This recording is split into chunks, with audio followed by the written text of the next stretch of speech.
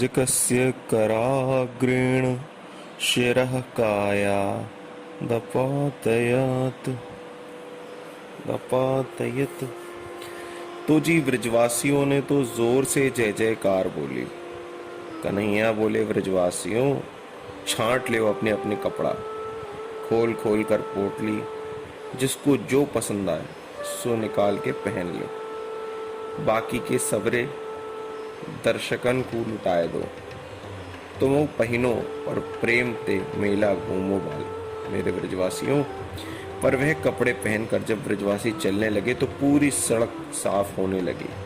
ब्रजवासी बोले, कृष्णा कपड़े हैं तो बहुत सुंदर, पर देखो तो भैया ये तो रास्ता साफ कर रहे हैं। बहुत ढीले थे वो कपड़े जो ब्रजवासियों को मिले।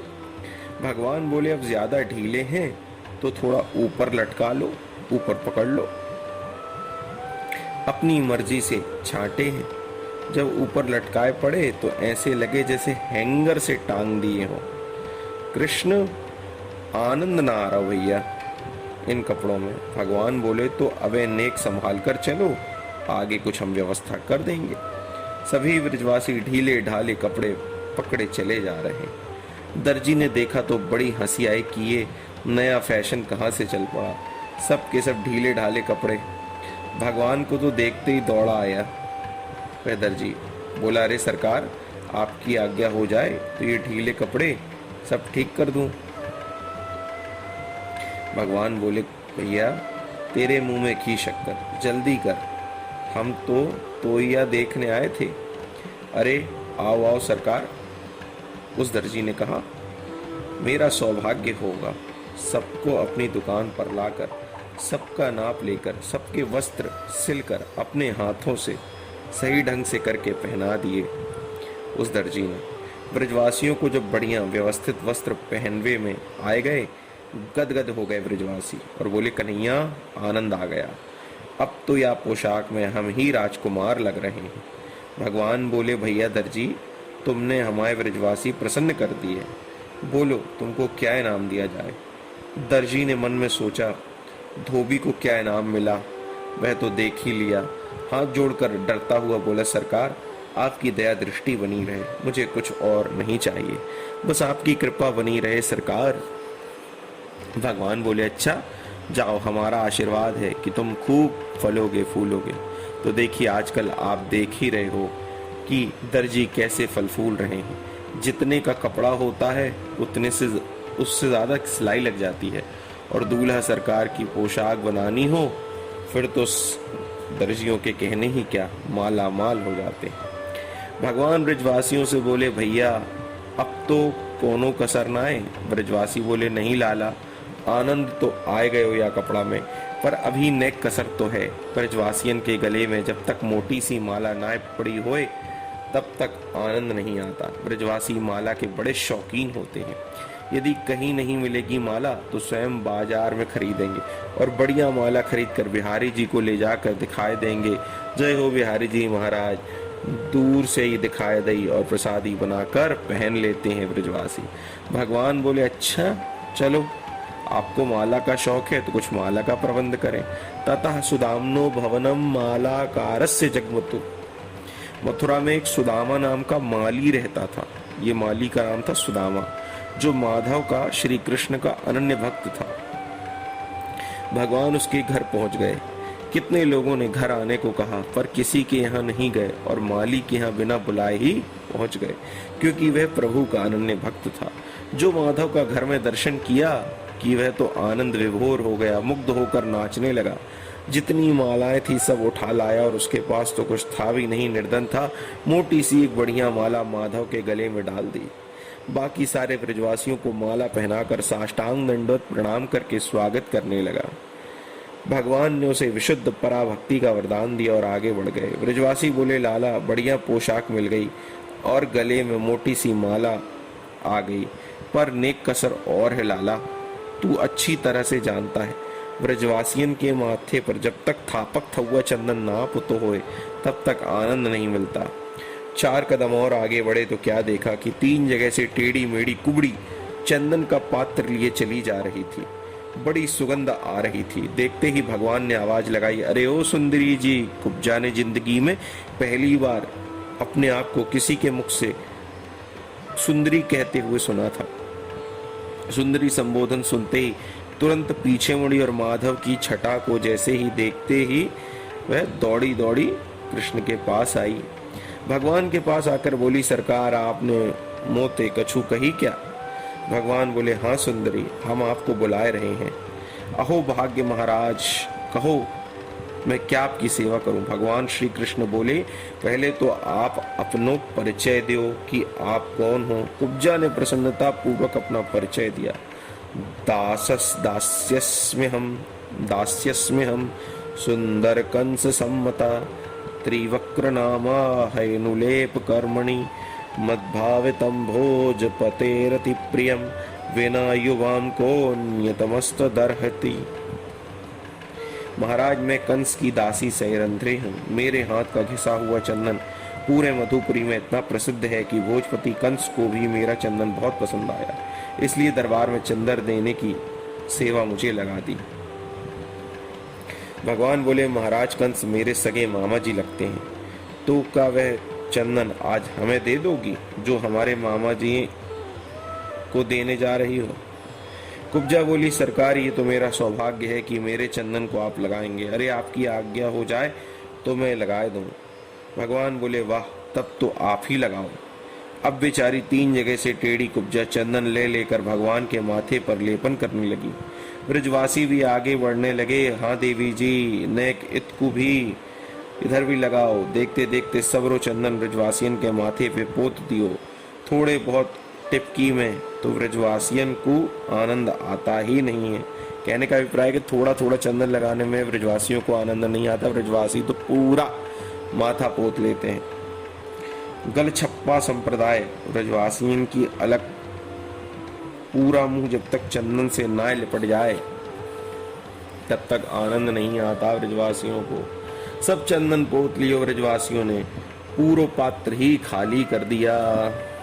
ब्रजवासी बोले, लाला कन्हैया कृष्ण, या चंदन में तो बड़ी तरावट है भैया, बड़ी खुशबू है, बड़ा आनंद आए गए हो, पर एक बात जरूर कहनी पड़ेगी। तेने अब वह बेचारी को सबरो चंदन पोत लियो और दियो लियो कछू ना है। अरे दरबार में लेके जाती तो कितनो इनाम मिलतो उसको।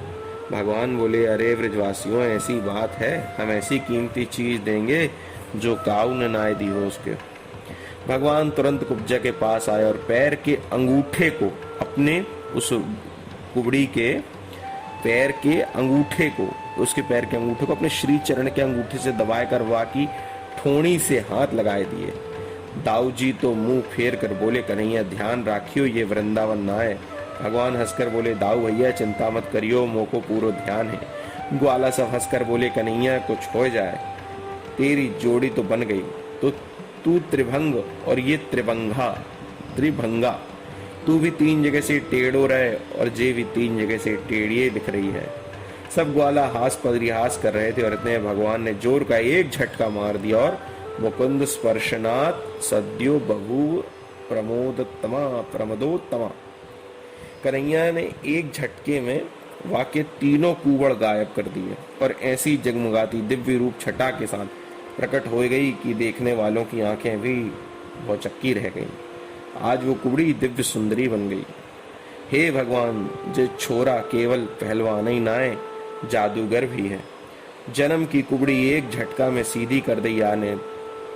कुब्जा तो प्रसन्नता में नाच उठी, पीताम्बर पकड़कर प्रणय निवेदन किया, प्रभु मेरे घर एक दिन आपको अवश्य आना होगा। भगवान बोले, अवश्य आएंगे, पर मामा जी से मिल आवे।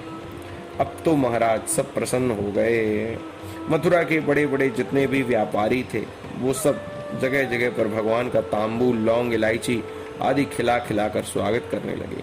व्यापारियों की दूरदर्शी होना चाहिए, जिसके लक्षण सत्ता में जाते दिखें उसी से रिश्तेदारी निकालनी प्रारंभ कर देनी चाहिए। ये व्यापारियों का गुण होता है। व्यापारियों को समझते देर नहीं लगी कि बालक बड़ा प्रतिभावान है और हो न हो अब इसी के हाथों में कंस की गर्दन होगी और कंस को मारकर यही मथुरा का अगला राजा बनेगा। तो क्यों ना अभी से इससे रिश्तेदारी निकाल लें। घर में किसी ने नहीं बुलाया, कोई भरोसा थोड़ी है कि सत्ता मिल जाएगी, इसलिए सब जगह जगह पर जा करके उसका स्वागत सत्कार, कृष्ण का स्वागत सत्कार कर भगवान का स्वागत करते हुए अपना अपना परिचय निकाल रहे हैं। देखो भैया, मैं तुम्हारे पुराने पूर्वजों का साथी हूँ, मैं तुम्हारे चाचा का साथी हूँ, ऐसे ऐसे करके सभी व्यापारी कृष्ण से अपना रिश्ता निकाल रहे हैं। आगे बढ़े तो देखा दिव्य सभागार में, उस सभागार में जब पहुंचे तो जहां पर भगवान परशुराम द्वारा प्रदत्त कंस का बहुत विशाल धनुष रखा हुआ था। धनुष को देखते ही प्रभु बोले, अरे बलराम भैया आज्ञा करो, ने एक धनुष एक छू के देख लें। बलराम जी हंसकर बोले, अपने मामा जी को धनुष है। धनुष के आसपास जो रक्षक सैनिक खड़े थे वे सब हंसने लगे। कल का बच्चा, अभी दूध के दांत गिरे नहीं और महाराज कंस का धनुष उठाने चल दिया। बलराम जी इशारे में बोले, लाला ने इनको उठाए के तो दिखाई दे। तुरंत आगे बढ़े और करेण वामेन सलील मुद्रतम सज्जम चक्रत्वा निमिषेण पश्यताम। पलक झपकते बाएं हाथ से धनुष श्री कृष्ण ने उठा लिया और जो प्रत्यंचा चढ़ाई की धड़ाम से दो टुकड़े हो गए। इतना भयंकर शब्द हुआ कि धरती हिल गई और कंस तो बेचारा सिंहासन से गिरते गिरते बचा। सैनिक सब मारने दौड़ पड़े। बलराम जी बोले, कन्हैया आधा टुकड़ा जल्दी फेंक, और धनुष के ही आधे आधे टुकड़े से सैनिकों की वह पिटाई की कि सैनिक प्राण बचाकर भागते हुए नजर आए। कंस के पास पहुंचकर सभी सैनिक बोले, सरकार गजब हो गया, आपके भांजे ने धनुष तोड़ दिया। जो कंस ने सुना कि धनुष तोड़ दिया तो उसे पक्का विश्वास हो गया कि हमारी भी गारंटी अब खत्म है, क्योंकि भगवान परशुराम जी ने कहा था धनुष कोई तोड़ नहीं सकता और जो तोड़ देगा वह तुझे छोड़ नहीं सकता। इसलिए वह वचन याद आ गया और बहुत घबरा गया कंस। अब तो कंस का ये हाल हो गया कि उसे हर काली चीज में कृष्ण नजर आते। भोजन करते समय दाल में काला जीरा भी दिखे तो थाली फेंक देता है। आ गया काला काला। पानी पीते समय काली छाया जल में दिखे तो लोटा फेंक देगा। सामने वाले की आंखों की काली पुतलियों में कृष्ण कन्हैया नाचता नजर आता है। बताओ ऐसा भजन कौन कर सकता है मेरे भाइयों? भाई के द्वारा ही सही, परंतु कितना भजन कर रहा है जो 24 घंटे भगवान को ही देख रहा है। रात्रि होने वाली थी, समय पर्याप्त हो चुका था, इसलिए भगवान लौटकर बाबा नंद के पास विश्राम घाट आए। नंद बाबा बोले, बेटा घूम आए तो घूम लिया तुमने? भगवान बोले, हाँ बाबा। बाबा ने पूछा, लड़ाई झगड़ा तो नहीं किया? भगवान बोले, नहीं बाबा। चुपचाप बाबा के पास आके सो गए। अब इधर कंस को नींद कहाँ। कंस थोड़ी बहुत नींद उसे आ भी जाए तो भयंकर स्वप्न देखता है। स्वप्ने प्रेत परिष्वंग खरयानम विषादनम। भूत प्रेत बुला बुलाकर आलिंगन कर रहे हैं। कभी देखता है कि गधे पर बैठकर शरीर में तेल लगाकर दक्षिण दिशा में जा रहा हूं, जो कि एक अशुभ संकेत होता है। कभी चलते समय परछाई में छिद्र नजर आते हैं, ये सब मृत्यु के संकेत होते हैं। ये सब जब आपको संकेत मिलने लगे तो समझ लीजिए आपके प्राण संकट में हैं। प्राण घोष शांत हो गया, इसलिए कंस का भय और भी कई गुना बढ़ गया। जैसे तैसे सवेरा हुआ। नंद बाबा बोले, लाला कन्हैया चल। श्री कृष्ण बोले, बाबा आप चलो, हम बाद में आते हैं। नंद बाबा तो आगे चलकर सभागार में अपने उपयुक्त स्थान पर बैठ गए। बाद में बलराम श्री कृष्ण के साथ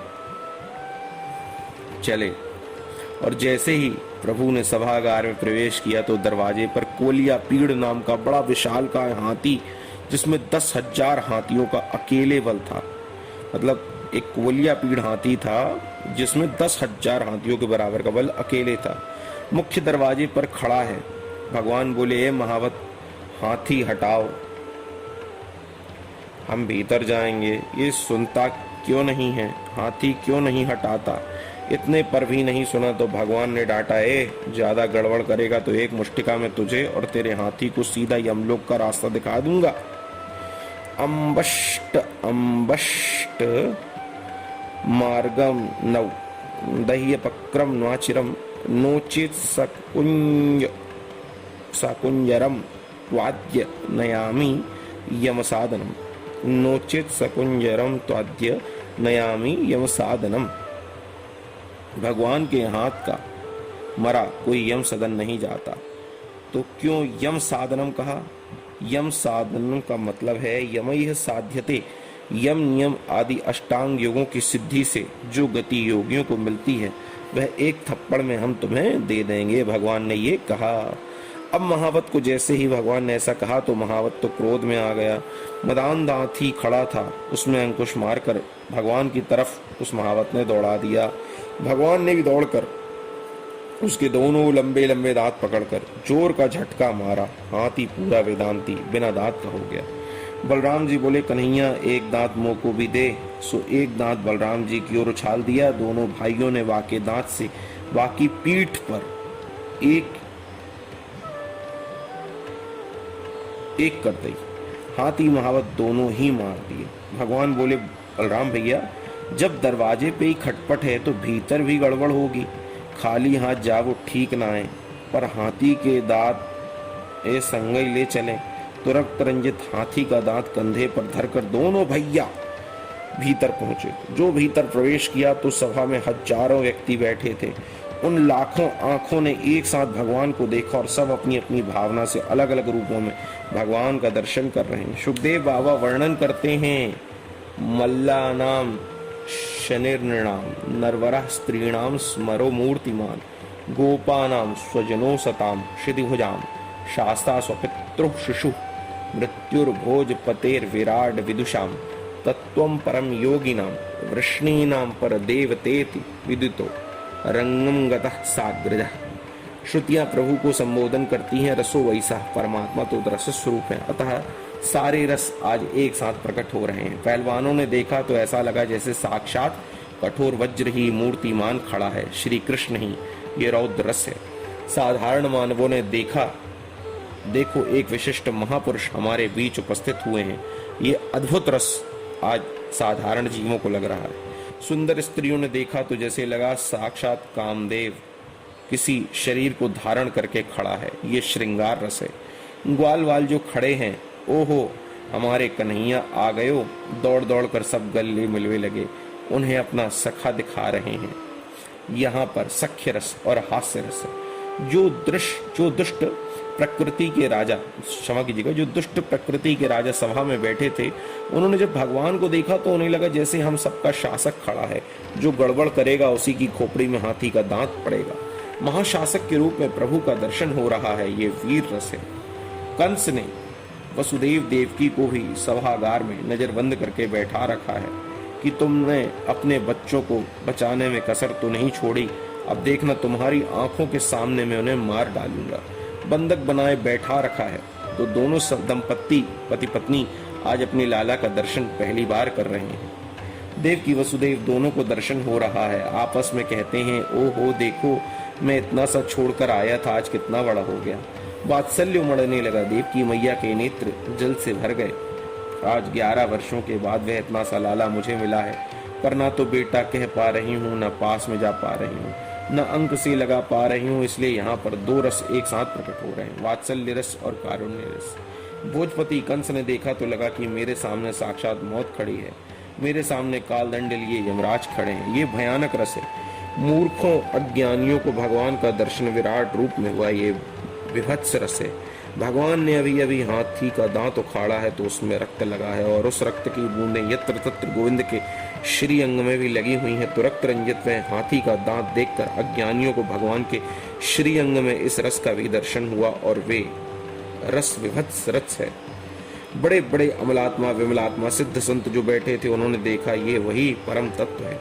पदंति तत्तत्विदस्तत्वम यज्ञानम अद्वयम ब्रह्मेति परमात्मेति भगवान इति शब्दते। जिस परम तत्व को कोई ब्रह्म कहता है, कोई परमात्मा कहता है, कोई भगवान कहता है, आज वही परम तत्व हमारी आंखों के सामने विराजमान है। ये शांत रस है। जो भोजवंशी, वृष्णिवंशी, अंधकवंशी, यदुवंशी सब बैठे हुए हैं, वे भगवान से अपना नाता जोड़ रहे हैं। कोई कहता है कि ये मेरा भांजा है, कोई कहता है कि ये मेरा भतीजा है। भगवान से अपना संबंध निकालना ये भक्ति रस है। अपने बड़े भाई दाऊ भैया के साथ जब माधव श्री कृष्ण उस रंग भूमि में, उस युद्ध भूमि में पधारे तो भावना अनुसार सबने अलग अलग दर्शन किए, पर चाणूर नाम का दैत्य भगवान के सामने ताल ठोक कर आ गया और क्या कहता है, हे नंद सूनो हे राम भवंतौ वीर सम्मतौ, ए नंद के छोरा, बहुत नाम सुना है तेरा, चला दो दो हाथ कर। हमारे महाराज कंस पहलवानी के बड़े शौकीन हैं। प्रजा का कर्तव्य होता है कि राजा को प्रसन्न करना। आओ हम और आप मल्ल युद्ध के द्वारा महाराज को प्रसन्न करें। भगवान हंसकर बोले, क्यों रे, थोड़ी बहुत शर्म है तुझे कि बाजार में बेच खाई। मैं नेक से छोरा और तेरो पहाड़ जैसा शरीर। अरे मेरी कुश्ती देखनी है तो मेरे जोड़ीदार को निकाल। बालम वयम तुल्य वलय क्रीडिश्यामो यथोचितम। भाई बार बार की कुश्ती होनी चाहिए, बराबर की। भाई अब बराबर की कुश्ती होनी चाहिए। ये बाला वयम तुल्य वलय, ये पहाड़ के साथ तुझसे कौन भिड़ेगा। चाड़ूर अट्टहास करके हंसा और बोला, क्यों, बातें बनानी बहुत आती हैं तुम्हें। अभी अभी कुछ पलों पूर्व हाथी का दांत उखाड़ कर ले आए। पता है वह हाथी कौन था? 10,000 हाथियों का बल रखने वाला कुवलिया पीड़ था। खेल खेल में उसे अनायास मार दिया और फिर भी तुम अपने आपको बच्चा कह रहे हो। मैं जानता हूं तुम कौन हो। ना बालो ना किशोरस्तुम बलश्च बलिनाम वरः लीलये घो हतो येन सहस्र द्विसत्वभूत। इतने बलशाली हाथी को मारने वाला बालक नहीं हो सकता, इसलिए आओ मुझसे द्वंद्व युद्ध करो। छोटे छोटे ग्वाला दौड़ कर आए और बोले, कृष्णा घबराइयो मत, हम काय को आए तेरे संग में। होगी सो देखी जाएगी, पूतना वारे हाथ दिखाए डाल आज। श्री कृष्ण बोले, अच्छा तुम सबकी इच्छा है, अरे आजा भैया। जब ब्रजवासियों की इच्छा देखी तो कहते आजा भैया। वैसे हमारे बाबा ने मना कर राखी है, पर तेरी कछु ज्यादा ही श्रद्धा दिख रही है हमारे साथ, तो चल हम मना नहीं करें तेरे को। कन्हैया अखाड़े में कूद पड़े। चाणूर बोला, अरे बलराम, तुम्हारी भी इच्छा हो तो मेरे भैया मुष्टिकासुर के साथ तुम आ जाओ। बलराम जी बोले, वाह, हम भी यही देख रहे थे कि कोई जोड़ीदार मिले तो मामा जी दो हाथ हम दिखाए दें। बलेन सह मुष्टिका, बलराम जी मुष्टिकासुर के साथ भिड़ गए। बड़ा भयंकर मल्ल युद्ध अखाड़े में छिड़ गया। हस्ताभ्याम हस्तयोर बद्ध्वा पदभ्यामेव च पादयोः विचिकर्ष तुरन्योन्यम प्रसय्य विजिगीषया। अरत्नी द्वे अरत्निभ्याम जानुभ्याम चैव जानुनि शिरः शीर्ष्णो रसो रसताव अन्योन्यम अभिजग्नतु। पंजे से पंजे, एड़ी से एड़ी बंधी हुई है। अद्भुत मल्ल युद्ध चल रहा है। जो देवियां बैठी सी सब दुखी हो गई। अरे राम राम, घोर अनर्थ, महापाप, सरासर अधर्म हो रहा है। छोटे छोटे बच्चों से इतने बड़े बड़े पहलवान लड़ रहे हैं, जिन बच्चों को अभी मूछें भी नहीं आई। किशोरो नाप्त यौवन भी जिनका नहीं आया, और वह वज्रसार सर्वांग घोर अधर्म। ऐसी सभा में हम नहीं रहेंगी। बहुत सी देवियां दुखी होकर चली गईं, कुछ मन मार कर रह गईं। भैया अपना पक्ष कमजोर दिखाई पड़े ना तो मैच देखने में आनंद नहीं आता। कहा हमारे कृष्ण कन्हैया इतने छोटे से और कहाँ इतने पहाड़ जैसे पहलवान। सभी देवियां ये सोच रही हैं, हमें ऐसा मल्ल युद्ध नहीं देखना। ऐसा कहकर उठकर सभी चली गईं। कुछ मन मार कर रह गईं कि शायद कुछ चमत्कार हो। बहुत चमत्कार सुने हैं। लड़ते लड़ते बड़ी देर हो गई तो उच्च सिंहासन पर बैठे कंस को बड़ा क्रोध आने लगा। चाणूर को इशारा किया, मूर्ख, घंटा भर हो गया, ये छोटे छोटे बच्चों को एक मुक्का मारकर समाप्त क्यों नहीं करता। चाणूर को कंस की आज्ञा से जोश आ गया। मालिक का संकेत पाते ही दोनों हाथ बांधकर दौड़ा और पूरी ताकत से भगवान की छाती में एक मुक्का मार दिया। पर सुखदेव जी कहते हैं, परीक्षित, वह मुक्का ऐसा लगा जैसे मतवाले हाथी को कोई माला फेंक कर मार दे। न चलत तत्प्रहारेण मालाहत एव द्विपः। भगवान अविचल खड़े रहे और मुस्कुराने के बाद बोले, हिले तक नहीं भगवान, टस से मस नहीं हुए, कोई प्रभाव ही नहीं पड़ा उस मुक्के का। और मुस्कुराते हुए बोले, तूने मुक्का चलाया तो थोड़ी सी थप्पड़ हमारी भी खा। और यूं कहकर भगवान ने जो घुमाकर एक चाटा मारा कि एक चाटे में चारों कोने चित्त गिरा चाणूर और चकनाचूर हो गया। बलराम जी महाराज ने मुष्टिकासुर को एक मुष्टिका का घुमाकर मारी। एक मुष्टिका में ही मुष्टिकासुर मारा गया। शल और तौशल नाम के दो पहलवान आधम के, तो दोनों भाइयों ने मिलकर उन दोनों को भी ठिकाने लगा दिया। कूट नाम का दैत्य कूदता हुआ आ गया तो कन्हैया ने दौड़कर दो मुक्के मारकर कूट नाम के दैत्य को भी कूट दिया। बाकी के पहलवान अपने आप ही प्राण बचाकर भागने लगे। अब तो कंस का क्रोध पराकाष्ठा पर पहुंच गया। बंदी बना लो दुष्ट बालकों को, भागने न पावे। आज मैं अपने हाथों से इन्हें मारूंगा। इनके बाप नंद को भी मारूंगा और अपने बाप उग्रसेन को भी मारूंगा। भगवान समझ गए कि इसका तो काम तमाम हो गया, ये तो बिना मारे ही मर गया। बड़बड़ाने लगा, शब्द शैली बिखर गई, क्रोध में शरीर कांपने लगा। भगवान ने एक छलांग मारी उसके सिंहासन के पास और मामा कंस के सिंहासन पर खड़े नजर आए। जब तक वह कुछ सोच पाता तब तक झपट्टा मारकर उसके सिर के बालों को पकड़कर श्री कृष्ण ने घुमा दिया। प्रग्रह्य केशेषु चलत किरीटम निपात्य रंगो पर तुंग मंचा। सिर के बाल पकड़कर घुमाकर याद दिला रहे हैं कि मेरी माँ देवकी को विवाह वेला में तूने केश पकड़कर गिराया था। देवकी नंदन तुझे गिराने आ गया। स्मरण दिलाकर जोर का धक्का मारा। कंस हड़बड़ाकर उच्च सिंहासन से धड़ाम से नीचे गिरा। छाती पर कन्हैया भी कूद पड़े। कंस के रहे सहे प्राण भी चले गए। कंस का ज्यों ही काम तमाम हुआ तो कंस के 8 भाई और थे, वे भी सब हथियार लेकर मारने को दौड़े। अकेले बलराम जी ने ही हाथी के दांतों से 8 को समाप्त कर दिया। अब तो चारों तरफ हाहाकार मच गया। कंस की पत्नी अस्ति और प्राप्ति छाती पीट पीट कर बिलखने लगी। भगवान ने जैसे तैसे उन्हें समझाया। नंद बाबा ने तो दौड़कर लाला को हृदय से लगा लिया। अरे कृष्ण, तेने इतने बड़े बड़े दैत्य कैसे मार दिए, मेरी समझ में नहीं आता। कन्हैया बोले, मैंने एक भी नहीं मारे, मेरे अंदर तो एक बंदर आ गया था और वह बंदर ने एक एक भूसा मार कर धर दियो, सो दारी के सवरे मर गए। नंद बाबा बोले, ओहो लाला, तेरी लड़ाई भई और मैंने हनुमान जी को याद किया था। निश्चित हनुमान जी ही आए होंगे, वही पहलवानों के देवता हैं। नंद बाबा अब भी अपनी लाला के शक्तियों को नहीं समझ पाए, नन्हा सा लाला ही समझ रहे हैं। और बाबा से मिलने के बाद तुरंत भगवान अपने माता पिता वसुदेव देवकी के पास आए। भगवान ने अपने माता पिता को बंधन मुक्त किया और उनकी वंदना प्रारंभ की। मातरम पितरम चैव मोचयित्वाथ बंधनात्। देव की वसुदेव के मन में बार बार आता है कि ये तो साक्षात नारायण है। हम जिसे इतना सा छोड़ कर आए थे, इनका चतुर्भुज रूप भी हमने देखा था और अभी अभी चमत्कार भी अपनी आंखों के सामने देख ही लिया। कितने बड़े बड़े असुर कैसे चुटकियों में समाप्त कर दिए, तो साक्षात जगदीश्वर है। देवकी वसुदेवश्च विज्ञाय जगदीश्वर, उन्हें याद आ गया कि ये परमात्मा है। जगदीश्वर जानकर देवकी वसुदेव भगवान की तरफ हाथ जोड़ने ही वाले थे कि भगवान को लगा कि ये तो सब गड़बड़ हो रहा है, ये तो सारा रस्म भंग हो जाएगा। भगवान ने तुरंत माया फैला दी वसुदेव देवकी के ऊपर और मधुर मधुर वाणी के द्वारा माता पिता को इतनी महिमा आके सुनाई कि दोनों पति पत्नी वसुदेव देवकी का वात्सल्य उमड़ आया। ईश्वरी तत्व का भाव भगवान ने माया से गायब कर दिया और उल्टा स्वयं ही उनकी स्तुतियां करने लगे। वसुदेव देवकी के हृदय में फिर वही पुत्र का प्रेम उमड़ा, पुत्र का भाव उमड़ा। भगवान कहते हैं, माँ, जो बालक सामर्थ्यवान होकर भी माता पिता की सेवा नहीं करता, वह श्वास लेता हुआ मुर्दे के समान होता है। मैं इतने वर्षों तक आपसे दूर रहा, अब तो मुझे अपनी सेवा का अवसर दीजिए। मातरम पितरम वृद्धम भार्याम साध्वीम सुतम शिशुम गुरुम विप्रम प्रपन्नम च कल्पो विभ्रच्छ वसन ऋतः। अब अपने चरणों की सेवा का सौभाग्य दें। अरे ये तो हमारा वही लाला है। वसुदेव देवकी कहते हैं, अरे ये तो हमारा वही लाला है। सारी भगवत्ता भूल गए। दोनों पति पत्नी ने दोनों बालकों को, बलराम और कृष्ण को, हृदय से लगाकर प्रेम अश्रुओं से उनका अभिषेक ही कर दिया। कंठ इतना रुंध गया कि दोनों पति पत्नी कुछ बोल ही नहीं पा रहे थे। बोलना बहुत कुछ चाहते हैं पर वाणी से शब्द नहीं फूटता। भगवान ने तुरंत महाराज उग्रसेन को मथुरा नरेश घोषित कर दिया।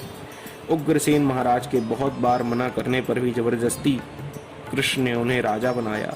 भगवान श्री कृष्ण कहते हैं, नाना जी उग्रसेन जी, हम यदुवंशी हैं, हम राजा नहीं बन सकते क्योंकि हमारे पूर्वजों को शाप लगा हुआ है। ये आति का शाप है। ये आति शापात यदुभिर नासितव्यम नृपासनी। अतः सिंहासन पर तो आपको ही विराजमान होना है। हम आपके सचिव बनकर आपके साथ रहेंगे नाना जी। उग्रसेन महाराज को मथुरा नरेश घोषित कर दिया। आप जितने यदुवंशी कंस के डर से इधर उधर भाग गए थे, उन्हें लगा कि अरे हमारे महाराज फिर सत्ता पर आसीन हो गए, तो अपने घरों में सब लौट लौट कर वापस चले आए। यदुवंशी बेचारे जंगलों में भटकते भटकते डेढ़ हड्डी के कमजोर हो गए थे, बूढ़े हो गए थे, बुढ़े हो गए थे, मुंह में दांत नहीं थे, बाल सफेद हो गए थे, घास खा खा कर गुजारा कर रहे थे। परंतु जब उन्होंने लौट कर गोविंद की माधुरी मूर्ति की मुस्कान का दर्शन किया तो जितने बुढ़े थे सब जवान हो गए, जितने जंगलों में छुप गए थे यदुवंशी वे, जब कंस के मरने के बाद और उग्रसेन के राजा बनने के बाद जब उन्हें सूचना मिली तो वे दौड़ दौड़ करके जंगलों से बाहर निकले और मथुरा में आए तो सबकी हालत बहुत खराब थी। पर जब उन्होंने श्री कृष्ण के दर्शन किए तो सब पहले की तरह स्वस्थ और सुंदर हो गए। जितने कमजोर थे सब पहलवान हो गए, सबको जोश आ गया कि अब हमारे कृष्ण कन्हैया हमारे साथ है, अब हम किसी का डर नहीं है। ये भगवान के केवल दर्शन मात्र का चमत्कार है। तत्र प्रवयसोप्यासन युवानोति बलौजसः पिबन्तो अक्षैर मुकुंदस्य मुखाम्बुज सुधाम हो। अब भगवान एकांत में नंद बाबा के पास आए और विविध प्रकार से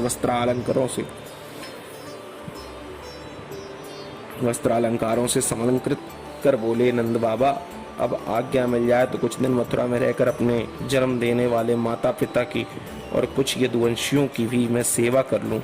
कंस के मर जाने से अब कंस का ससुर जरासंध बदला लेने अवश्य मथुरा आएगा और ये मथुरावासी सब असुरक्षित हैं।